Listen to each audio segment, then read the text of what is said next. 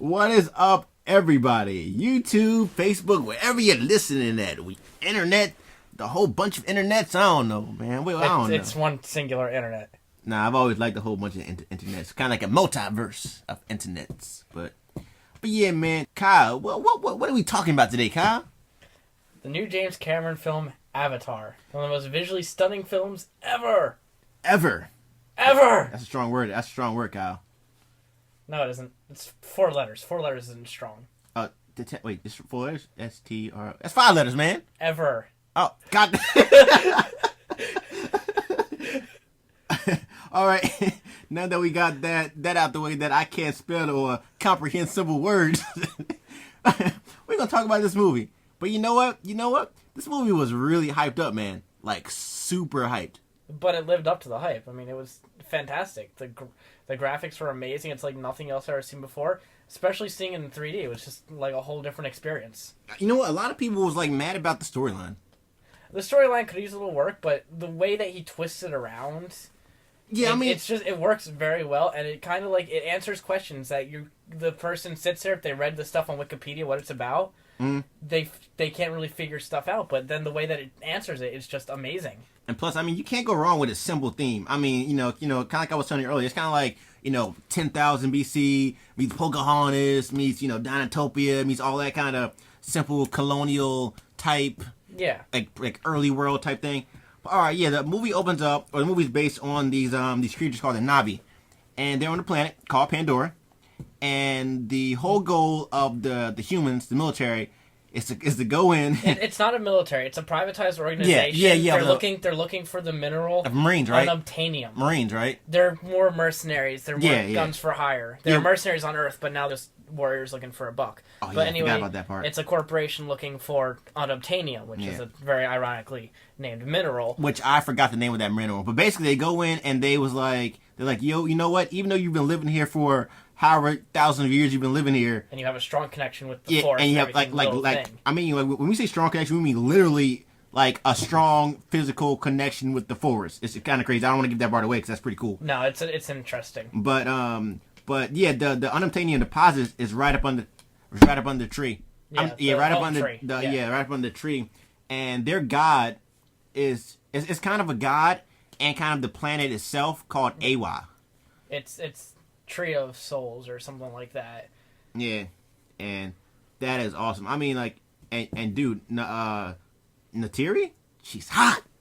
She's hot. She is hot. I would date a blue chick in a second.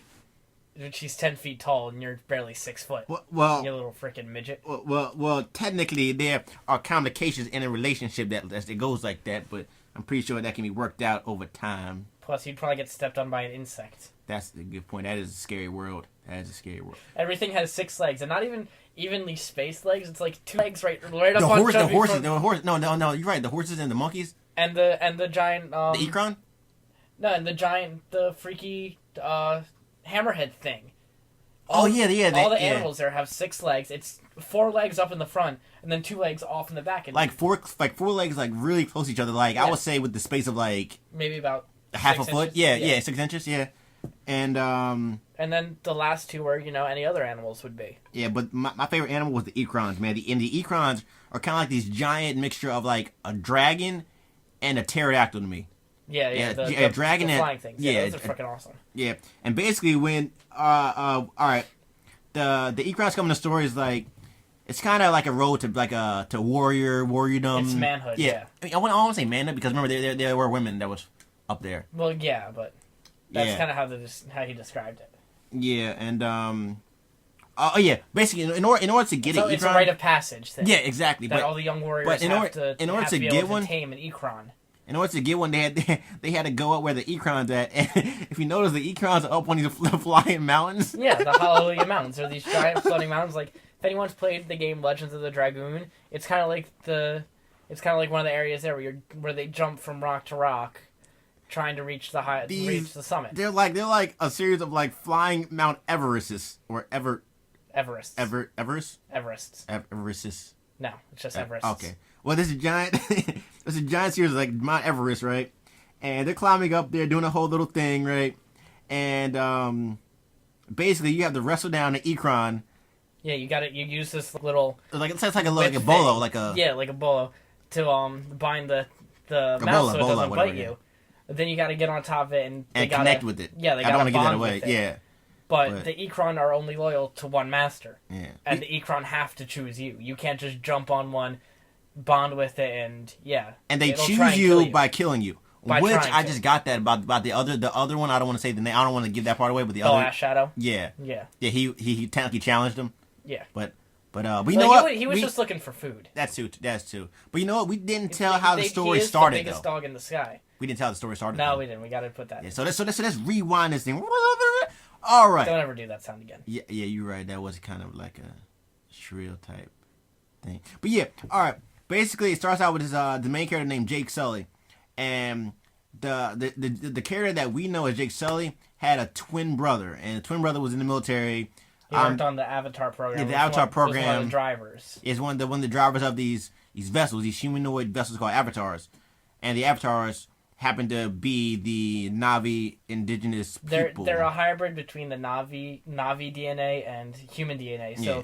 they look like they're human counterparts, but they're Na'vis. they're the size and stature of the Na'vis. And the one thing I didn't get was the whole purpose of him just freezing himself for 5.5 years.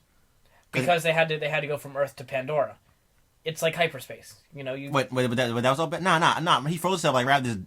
Oh, yeah, you're right. Yeah, the cryogenics. It's because like when aged during the whole thing, or would feel shorter, or whatever. Yeah. But anyway, Jake gets the job because his brother, who was a scientist, was killed. But Jake is he was an ex-Marine who is paralyzed from the waist down. So, but because this is his way of getting back into the Force, and the company that he's working for, And also, the fact that he matches brother's DNA. Yeah, that's but major thing. the company that's doing this, they're the ones that are giving him back his legs. So he's doing it to get his legs back. But they chose him because he had the same DNA, so he would be able to control the Avatar. Because not anyone can control Avatar. It's yeah, they have the your genes, DNA and he was a mixed twin with brother. the Na'vi. Yeah, Yeah. they were twins. But along the way, he ends up meeting up with the colonel of the security forces, who's also ex-Marine, and then ends up giving out Na'vi secrets. Like, yeah, I mean, like giving out the structure of the home tree. Who would Jake Sully?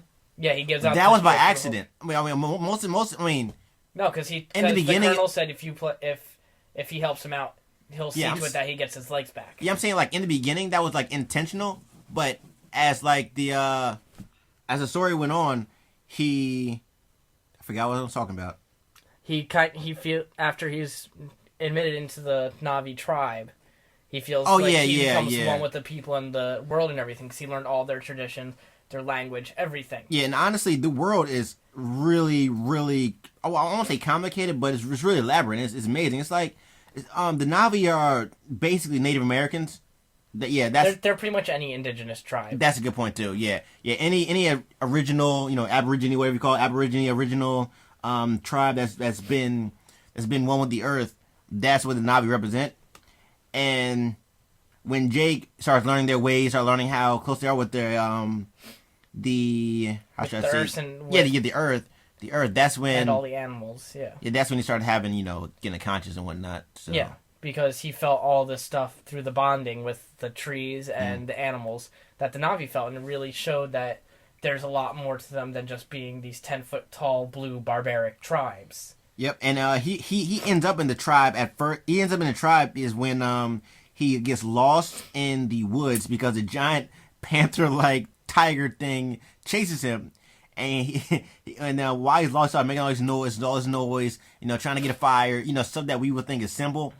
But on Pandora, you can't do that, or you will attract every vicious animal that will try to eat you. And it's really unnecessary, because apparently every little plant life, it lights up as soon as you touch it at night. Which you couldn't tell. Really good. Yeah, I mean, when he was trying to do the torch, it was like pitch. It was like Yeah. I won't say pitch black, but it was near pitch black. But as soon as the girl, the princess Natiri showed up, and she helped him out, saved him from the dog jaguar things, they started walking. And the plants, I guess, once again communicated with their bodies, started lighting up. So even though it was pitch black, when everything started glowing in the dark, it was beautiful. It was probably beautiful. because they sensed that it was Natiri moving, and everything is one on that world. Oh, the giant I want to say the giant the spinning dragons. Yeah.